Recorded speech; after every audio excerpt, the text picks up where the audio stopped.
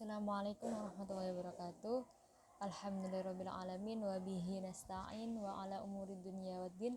Wassalatu wassalamu ala asyrafil anbiya'i wal mursalin sayyidina wa maulana Muhammad wa ala alihi washabbihi ajma'in, amma ba'd. Baik, di sini saya sebagai pemateri untuk menjelaskan, saya akan memperkenalkan diri dulu. Saya Fitriatun Nafsiyah dari Prodi Hukum Ekonomi Syariah semester 5, mata kuliah Hukum Perbankan.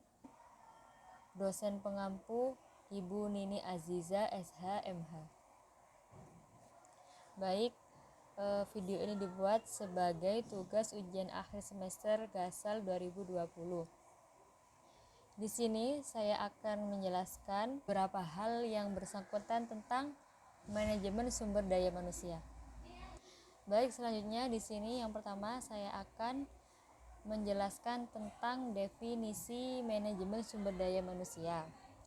Jadi definisi manajemen sumber daya manusia itu yakni suatu ilmu atau cara yang mengatur bagaimana hubungan dan peranan tenaga kerja agar efektif dan efisien sehingga terwujudnya sebuah goals, sebuah tujuan perusahaan, karyawan, dan masyarakat. Jadi fokus manajemen sumber daya manusia itu adalah masalah tenaga kerja. Masalah yang di situ manusia itu diatur sesuai fungsi-fungsinya agar efektif dan efisien. Supaya terwujudnya cita-cita dari perusahaan, karyawan, dan masyarakat itu sendiri. Selanjutnya di sini menjelaskan tentang peranan manajemen sumber daya manusia. Jadi manajemen sumber daya manusia itu sendiri itu menetapkan dan mengatur beberapa program kepegawaian yang mencakup masalah sebagai berikut. 1.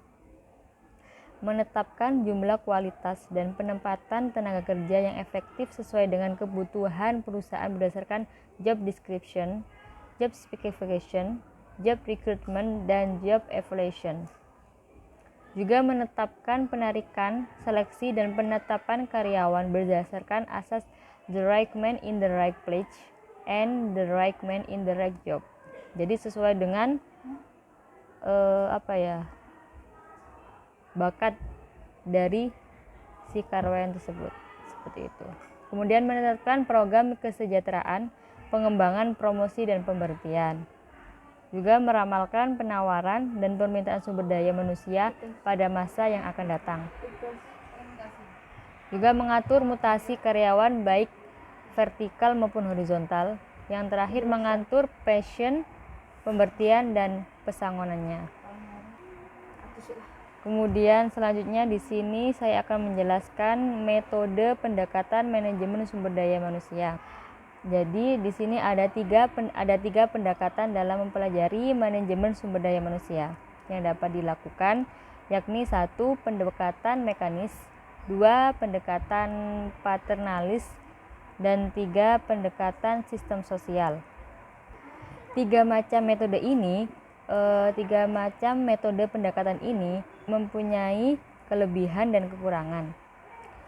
Jadi seorang manajer itu sendiri harus pintar-pintar memilih atau mengatasi secara efektif dan selektif metode pendekatan mana yang paling tepat untuk mengatasi masalah yang dihadapinya. Pendekatan mana yang paling efektif tergantung kepada situasi dan keadaan yang dihadapi manajer. Selanjutnya, fungsi MSDM manajemen sumber daya manusia itu terdiri dari dua fungsi, yakni fungsi manajemen dan fungsi operasional. Di sini saya akan menjelaskan tentang fungsi manajemen. Jadi fungsi manajemen yang pertama yaitu fungsi perencanaan.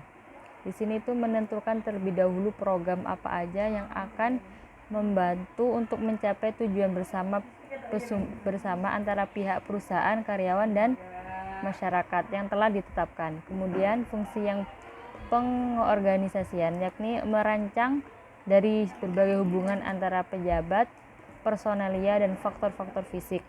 Kemudian fungsi pengarahan. Di sini itu melaksanakan pengerjaan dan mengusahakan agar karyawan bekerja secara efektif dan efisien. Kemudian fungsi pengkoordinasian. Di sini tuh kayak yang tugasnya mengamati dan membandingkan pelaksanaan dengan rencana kerja yang sebelumnya, kayak mengkoreksi apa-apa hal-hal yang menyimpang yang telah dibuat. Kemudian pengontrolan atau pengawasan. Di sini tuh penjelasannya itu tingkat kesiapan bawahan, penugasan dan kepemimpinan. Selanjutnya fungsi operasional. Jadi fungsi operasionalan di sini itu penentuan jenis atau mutu karyawan dan jumlah yang dibutuhkan dalam suatu perusahaan itu sendiri. Ini tuh kadang kayak yang ketika sewaktu-waktu menarik karyawan baru, manajemen haruslah mempertimbangkan beberapa hal. 1. Keadaan pasar tenaga kerja atau jenis-jenis karyawan yang diinginkan dan bagaimana kesediaan itu sendiri, kesediaan tenaga kerja. Kemudian jumlah tenaga kerja yang ditarik, yang akan dipilih, yang akan direkrutmen, seperti itu. Kemudian ini ada beberapa lagi fungsi dari manajemen sumber daya manusia atau sumber daya insani, yakni penggadaan. Jadi fungsi penggadaan ini dimulai dari proses rekrutmen atau seleksi sampai penetapan karyawan sesuai dengan keahlian yang dimiliki. Fungsi penggadaan di sini yaitu memiliki peran penting dalam memilih sumber daya yang memiliki kualitas sesuai dengan apa yang telah jadi fungsinya, apa yang telah dimiliki, sesuai dengan deskripsi jabatan, karena calon karyawan direkrut akan memutuskan nasib organisasi yang akan datang. Kemudian pengembangan. Dalam fungsi ini terkait peningkatan kualitas sumber daya manusia dalam menghadapi berbagai tantangan dan perubahan yang bakalan dihadapi dari organisasi tersebut. Kompensasi di sini, fungsi kompensasi di sini yaitu untuk terkait dengan feedback. Jadi kayak timbal balik apa yang akan diberikan perusahaan terhadap karyawan tentang beberapa usaha yang telah dijalankan oleh si karyawan tersebut.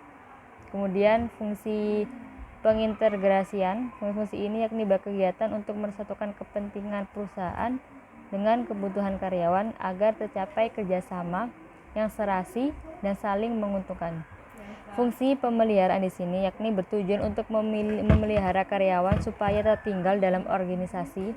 Fungsi ini juga untuk menyediakan fasilitas pemeliharaan pada kondisi fisik dan mental pekerja. Jadi perusahaan di sini tuh memfasilitasi para karyawannya. Kemudian yang selanjutnya fungsi kedisiplinan. Jadi kedisiplinan itu sendiri tuh suatu fungsi yang emang benar-benar kunci agar terwujudnya suatu tujuan. Jadi sesuatu apa yang didisiplinin itu akan membuat kesadaran seseorang itu akan meningkat. Seperti itu. Kemudian fungsi pemberhentian di sini yaitu putusan hubungan seseorang dari perusahaan. Kata lain itu pensiun atau kontrak kerja yang berakhir dan sebab-sebab lainnya. Baik, itu saja yang bisa saya jelaskan. Kemudian kesimpulan dari materi ini, jadi manajemen sumber daya insani atau manajemen sumber daya manusia itu sendiri merupakan penerapan secara tepat dan efektif dalam proses akusis, pendayagunaan, pengembangan dan pemeliharaan personil yang dimiliki sebuah organisasi secara efektif untuk mencapai tingkat pendayagunaan sumber daya manusia yang optimal oleh organisasi tersebut dalam mencapai goals-nya, dalam mencapai tujuan-tujuannya. Kemudian fungsi manajemen sumber daya insani meliputi perencanaan, pengorganisasian, pengarahan, pengendalian, pengadaan, pengembangan, kompensasi, pengintegrasian, pemeliharaan, kedisiplinan, dan pemberhentian. Baik, sekian dari saya. Sekian dari penjelasan saya tentang materi ini. Terima kasih atas segala perhatiannya dan telah menyaksikan video ini. Semoga bermanfaat. Assalamualaikum warahmatullahi wabarakatuh.